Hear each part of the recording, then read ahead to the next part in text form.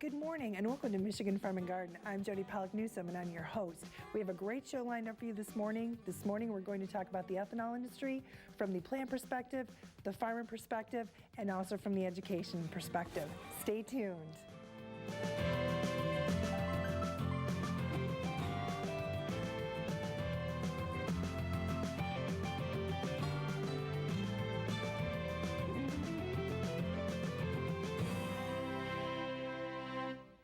Good morning, and again, welcome to the Michigan Farm and Garden Show. Folks, we have a wonderful, wonderful show lined up for you this morning. I don't know about you, but having been through the holiday weekend, it was very nice and very relaxing until you pulled up to the pump to fill up with fuel. I don't know about you, but it gets very frustrating when you watch those huge price fluctuations. We see those price spikes. And for me, working in the corn industry, it gets very frustrating because there is a great answer and there is something very easy that we can all do, and that is look for ethanol blended fuel. And the show this morning is really going to focus on guests who can talk more about that topic. There's a lot of information out there that gets picked up that really just isn't accurate. So we are here today to bring you the facts and the full information so you know more about ethanol, and then when you pull up to the pump, you as a consumer can make your own decision as to whether you are looking for an ethanol blended fuel or if you're looking for a straight petroleum product. You can decide what you want to do, and you can decide what works best for you and for your budget and for your vehicle. In order to help me do that this morning, my first guest is Gabe Corey. He is with the Carbon Green BioEnergy plant, which is an ethanol plant in Woodbury, Michigan. We are going to talk about the basics of how you actually make ethanol, how the process is done. I think you're going to learn a lot and realize it's a very, very straightforward process. Then my next guest this morning is Jeff Sandborn. He is a Portland area corn farmer, and he also serves on the National Corn Growers Association Ethanol Committee. So we're going to talk to him from the farmer's perspective as far as what does it mean to him, and then we're going to ask him that really tough question. Are we running out of corn? And I'm pretty sure he's going to say we're not, and he's going to show you some information and show you what we've been able to do through production of corn in the state and looking at the yields and looking at that increased efficiency. Then I also have with me as the third guest this morning, Lacey Dixon. She is with the American Coalition for Ethanol, and we're going to talk about the education side, what we do, how we inform consumers such as you, and then we're also going to talk a little bit about how you can use ethanol blended fuel. What are the different blends? We hear E10, we hear E15, we hear E85. Well, Lacey's going to explain to you what all those blends are, what vehicles can use them, and then how you can find them. Then, being rhubarb season, we're going to wrap the show up with a wonderful, wonderful recipe. This comes from Nora Sheldon. She is of Holt, and it is a rhubarb pie recipe that has an awesome cream cheese layer. Folks, it's going to be a great show. Stay tuned, and we will be back with our first guest right after the Michigan Farm and Garden Fact of the Week. It's time for the Michigan Farm and Garden Fact of the Week, brought to you by the Corn Marketing Program of Michigan. U.S. ethanol production is averaging 900,000 barrels per day, or 37.8 million gallons daily, for an annual production of 13.49 billion gallons. In comparison, gasoline demand is 380 million gallons per day. Expressed as a percentage of daily gasoline demand, daily ethanol production is close to 10%. For more information, go to ethanolrfa.org.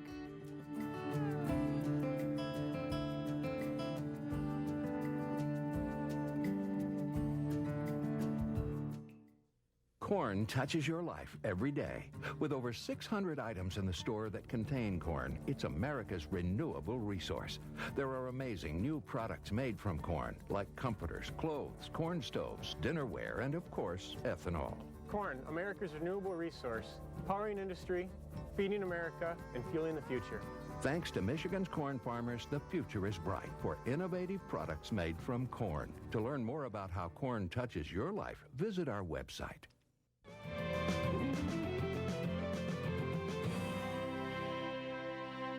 And welcome back. We are back with Gabe Corey. He is from Carbon Green BioEnergy. Gabe, welcome to the show. Well, thank you for having me, Jody. It's good to have you here. I'm going to have you tell us a little bit about yourself and a little bit about Carbon Green BioEnergy, and then we're going to kind of take a little tour of the plant with you here.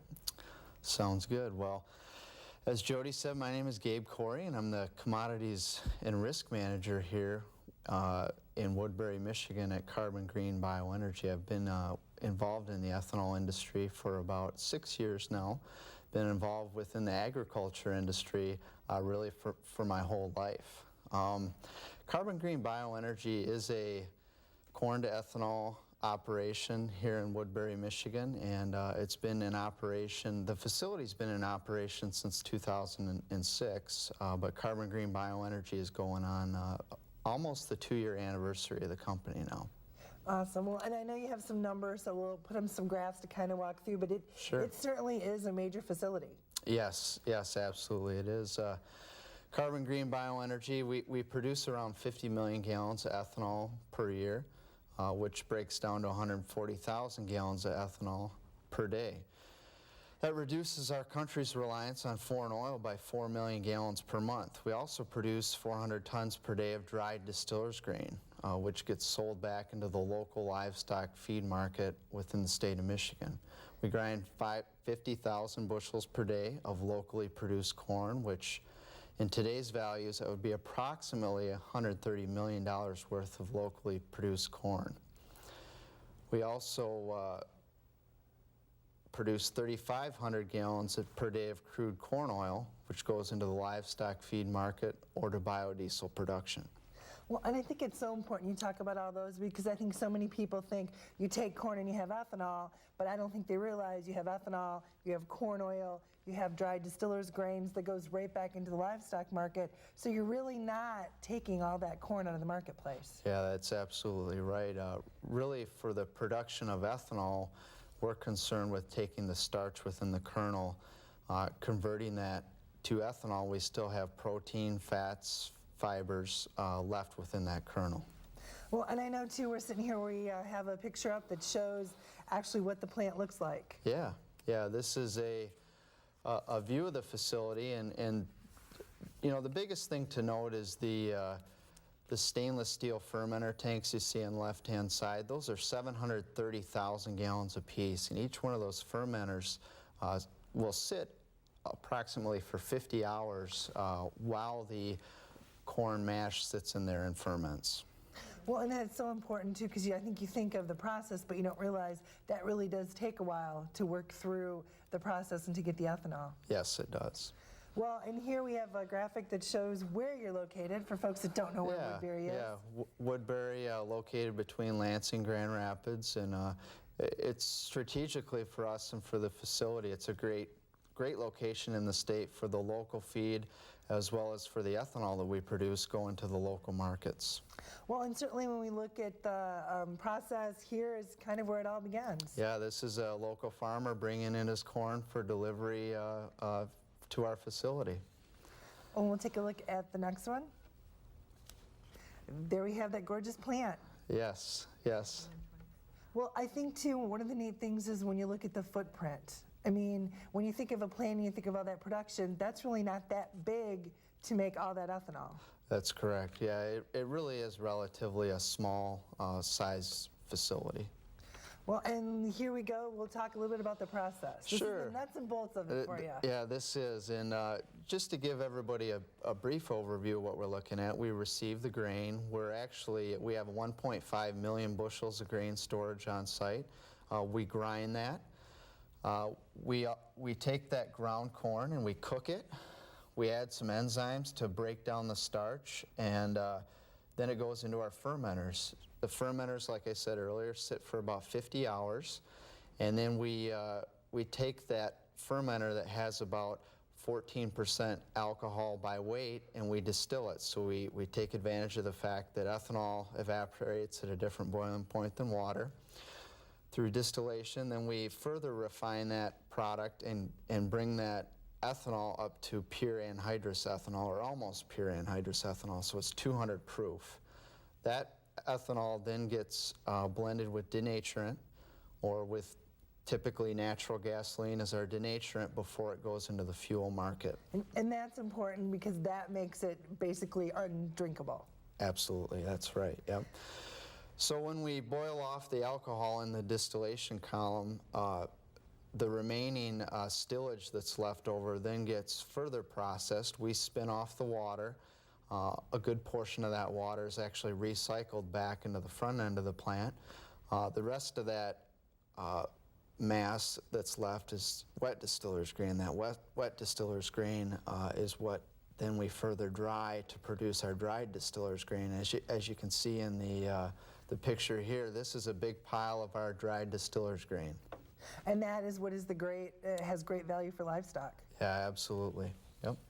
Well, and certainly when we look at opportunities, there's a lot of opportunities when we look at ethanol and look at the ethanol industry, and what you guys have been able to do as far as the plant. You're going 24/7. Yeah, 24/7. We have 40 full-time local positions. We have a lot of contract work with local businesses. We directly work with over 500 local corn suppliers.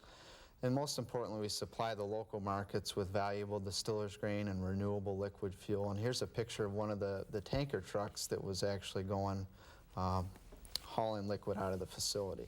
Oh, and certainly when you look at efficiencies, lots you guys have been able to do. 2.8 gallons of 200 proof ethanol. That gives us lots of opportunities and lots of places to go in the marketplace. Yes. Gabe, thank you so much. We appreciate it. Yeah, you're Folks, welcome. certainly a little bit more information you need to know about the ethanol industry. Very straightforward, very simple process. Stay tuned.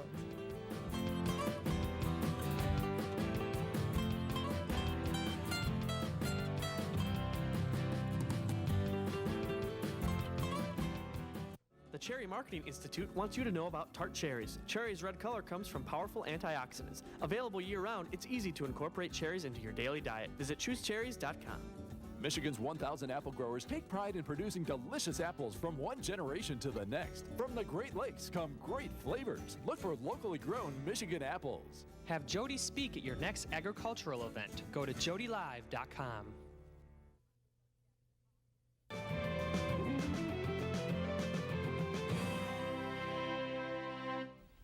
And welcome back. We are back with Jeff Sandborn. He is a Portland area corn farmer, and he is here to talk to us about ethanol. Jeff, welcome to the show. Hi, Jody. It's good to have you here. I'm going to have you start and tell us a little bit about yourself. Oh, I farm in the Portland area, fourth generation farmer, raised primarily corn and soybeans with a little bit of wheat. And this year has been one of those challenging years. It has been. It's one of the latest plantings so far. So, Well, and you're here not to talk about I guess it's challenging, but not the tough stuff, but we're here to talk about something good, which is ethanol, and ethanol from the grower's perspective is certainly important. it is. It's a big portion of our crop. Well, and when we look at, what are we looking as far as like crop size, and just to give folks at home an idea of, how much are we talking about? Well, I'll look at some of my numbers here. In 2010, Michigan corn group farmers grew 315 million bushels, a record-setting crop. 28% of this crop went to the ethanol production in our state. On a national level, U.S. farmers grew 12.4 billion bushels of corn in 2010, with 35% going to ethanol production. So certainly when we look at those and look at the opportunities for the marketplace, ethanol has been a huge opportunity for you guys as farmers to have another market or another place to deliver your corn. Yep, it's one of the fastest growing segments. Well, and when we look at ethanol and talk a little bit, look at plants, look at production, how many plants are we looking at for the state? Well, Michigan has 5 ethanol plants with about 265 million gallon capacity. And When we look at that, that's pretty substantial. yeah, that's a lot of alcohol. Nationally, what are we looking at? Nationally, there's 204 operating ethanol plants with 14 billion gallon capacity. 13.1 billion was produced in 2010. Well, and if we're folks at home, I know one of the questions that you always get, if you're home, you're a consumer, and you think, oh boy, Jeff's talking about all these numbers, all this corn going to ethanol production, does that mean I'm not going to be able to get my sweet corn or my popcorn? Well, actually, the corn that I grow isn't sweet corn. It's field corn, or dent corn, it's called. And while sweet corn is consumed as a fresh canned or frozen vegetable, field corn is actually considered a grain and can be used in foods like corn syrup or cornstarch only after it's processed. 99% of the corn grown in this country is dent corn or yellow corn.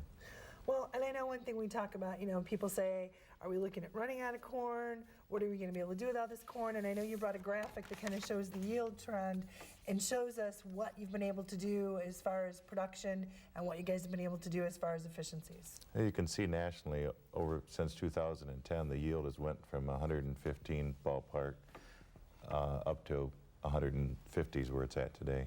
And that fluctuates from year to year, but we keep getting better at growing corn. Well, and I don't want to say, because I don't want to date myself, but when I was a kid back on the farm, I know our yield wasn't even 100 bushels an acre. So now we're looking at 158, 160. Yep. We have a lot of potential. Yeah, some parts of the country, they're growing 200 bushel corn consistently on the same amount of land. Well, and certainly when we look at that and we look at the graph and we see those numbers, what are some of the things that really have helped make that crop bigger? Just the technology that's used in agriculture today, the efficiency of the fertilizer, the planting, the seed, the genetics in the corn have done amazing things over the last 20 years. It just keeps getting better, and the trend has been continuously up. Well, and certainly when you look at that, we're talking about dent corn. Really, it's a livestock feed. Let's look at those numbers, and I know you have some for that to look at. Where does that corn go, and where is that corn?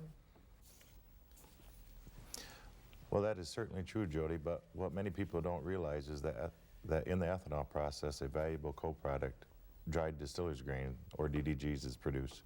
DDGs are highly valuable feedstuff which can be fed to cattle, hogs, and poultry, and contain all the oil, crude protein, fiber, and other minerals that are in the corn, but none of the starch.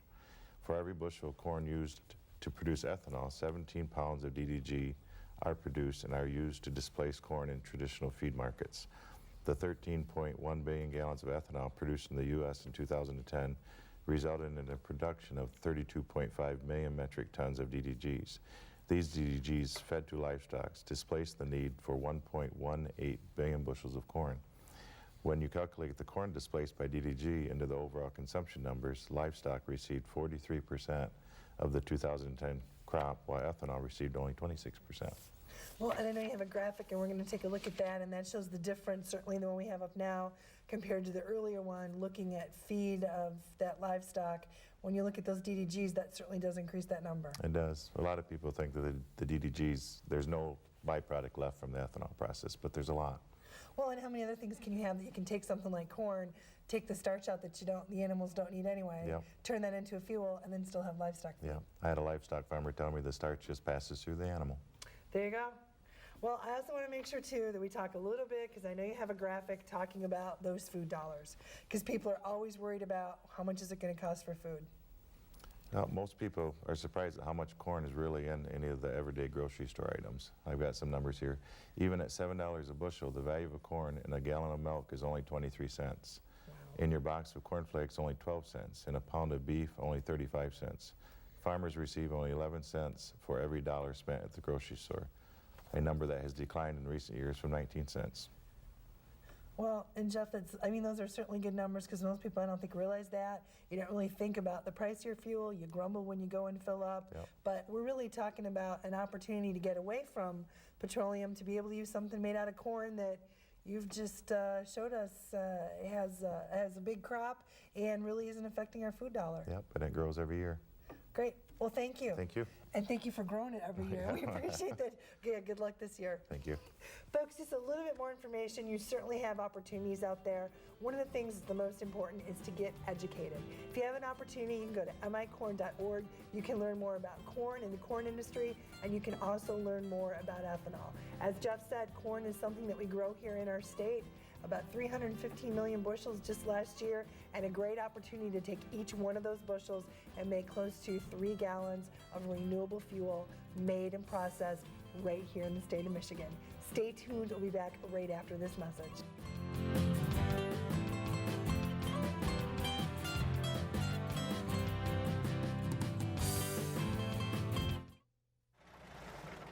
So the other day, this guy comes up to me and says, "You actually using that soy biodiesel stuff?" I say, "Yeah," and he says, "Why?" So I tell them my diesel engine works hard, and I expect my fuel to work just as hard. You know, with things like improved fuel lubricity and a higher cetane rating. And it doesn't hurt that it's U.S. grown. So then I ask him, why do you use regular diesel? Nothing. I guess he just never really thought about it.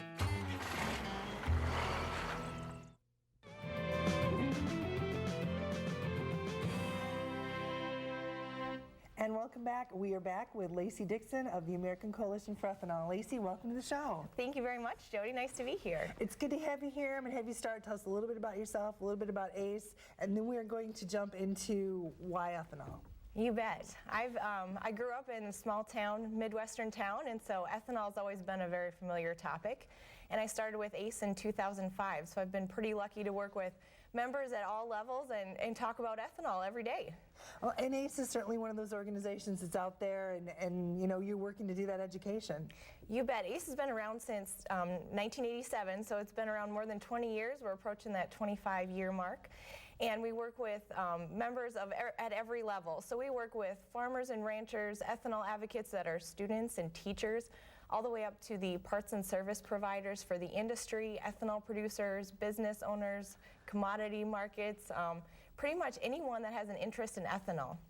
Well, and you know, today we've really just tried to build out that ethanol theme. You know, we heard from Gabe how we make it, all the co-products you get from the process. Jeff talked to us as a farmer as to why it's so important to have that market. And so now as we look at it from consumers, why should consumers care? How are we helping consumers? Absolutely. Ethanol is such an easy way for consumers to work on clean energy, use a clean burning fuel, help improve the air quality. It's a way to work on domestic energy no matter where you're at, whether you're a 16-year-old new driver or whether you've been driving for years or you have farm vehicles to fuel. Ethanol is available nationwide, border to border, and it's blended in almost 90% of everything that we have in the country. So you're going to find ethanol at most gas stations in the form of E10, and some states don't even have a labeling requirement of any sort, so you may have been using ethanol for years and working on that clean energy aspect without even knowing it. And as time progresses, you'll see ethanol more widely available in the form of E85. In fact, Michigan stations, there are more than 100 of those that offer E85. Well, let's talk about E85. What is it and who can use it? You bet. E85 is roughly 85% ethanol and 15% gasoline, and that might vary just a little bit depending upon where you're at in the country and the time of year, you know, what the temperatures are doing for you. And E85 is available for flex fuel vehicles. And you'll know if you have a flex fuel vehicle by you'll have a yellow cap on your, when you go to fill up your fuel, it might be on the fuel door. You can check your owner's manual, your VIN number, or talk to your dealer to find out if you have a flex fuel vehicle. But there are more flex fuel vehicles being produced every year. And in fact, with the model year 2012, which will be coming up very soon, half of all domestic autos will be flex fuel vehicles. So that's an exciting thing to look forward to. And adding to that, there's 8 to 9 million flex fuel vehicles already on the road. Well, and if you're looking at, we talked about the E10, everyone can use E10? Absolutely. Ever since the 1980 mark, all fuels are, all vehicles can use E10, and any vehicle produced today can use E10 as well. Awesome. And I think that's always important because people always wonder, boy, I don't know. And when we look to the future, there's even new technology called blender pumps that are coming. Exactly. Blender pumps are going to be more widespread across the country as time goes on, but they're a way that you blend from 2 tanks below ground to create your E10, E20, E30, E85. So it's a consumer choice vehicle.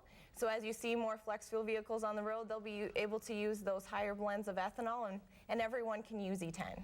Well, and certainly when we look at that, you know, one of the things I think it means for consumers, and I happen to be one of those lucky folks that has one of those flex fuel vehicles.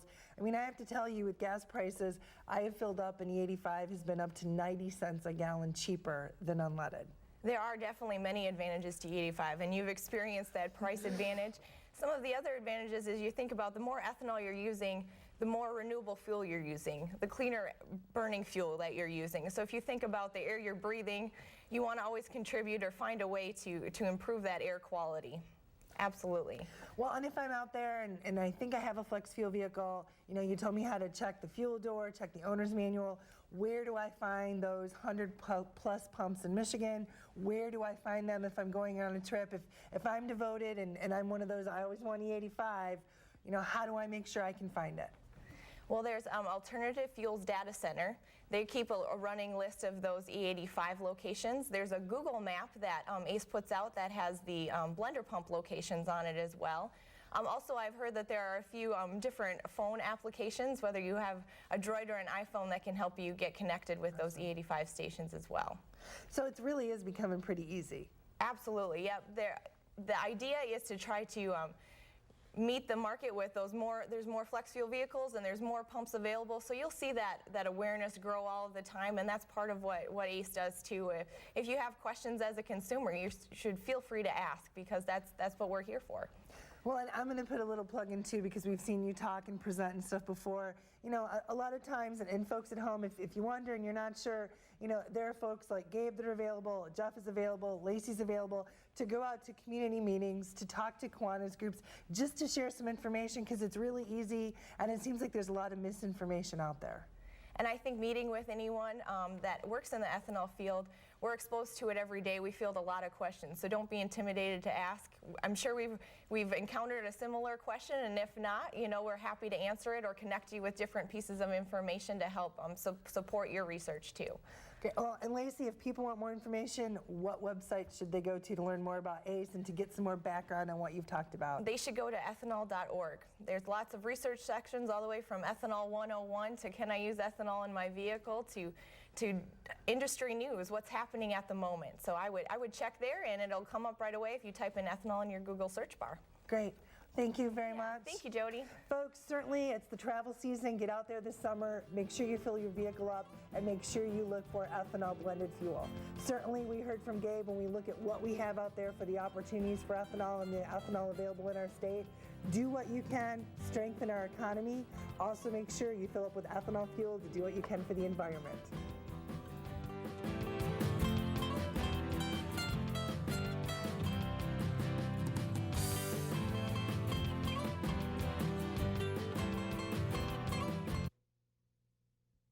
Hi, I'm Jody. Corn is America's renewable resource. It can be used to fuel your vehicle and heat your home. Corn is grown in abundance in the state of Michigan, and it is a great alternative to foreign oil when it comes to heating your home. In fact, you can install a corn heater, furnace, or boiler in your own home. These work much the same as conventional furnaces, but they use Michigan-grown corn. By using corn to heat our homes, we're creating a more secure future for everyone. Select Michigan. It's good for you, the grower, and the economy.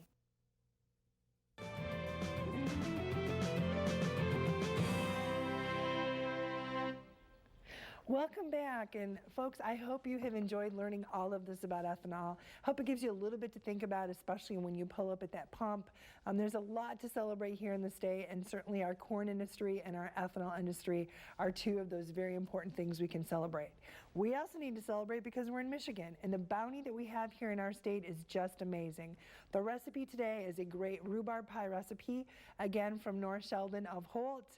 And a great thing about this recipe is not only is it delicious, but it helps start that celebration of the fact that June is Dairy Month. If you'd like to make this recipe very easy, mix together rhubarb, sugar, your cornstarch, and your salt. Bake that 10 minutes. You can either make your own crust or use an already pie crust. Then mix together your cream cheese, your sugar, your eggs, add those to the top of the pie. Bake it another 35 minutes at 325, let it cool, and then chill it and go ahead and serve it. Absolutely wonderful, absolutely delicious. You can get this recipe online at MichiganFarmingGarden.com, or as always, you can write to Michigan Farm and Garden Recipes, P.O. Box 461, Williamston, Michigan 48895, and I will make sure I get your name on that mailing, and you will get the next recipe mailing that goes out every quarter. Folks, I hope you have a wonderful week. We will be back here next weekend celebrating the fact that June is Dairy Month. We're going to learn a little bit about the dairy industry. We're going to hear about the nutritional information of dairy. We're going to, via video, actually go visit a dairy farm and then have a wonderful dairy recipe to wrap it up. Have a great week, and I'll see you back next weekend. Bye-bye.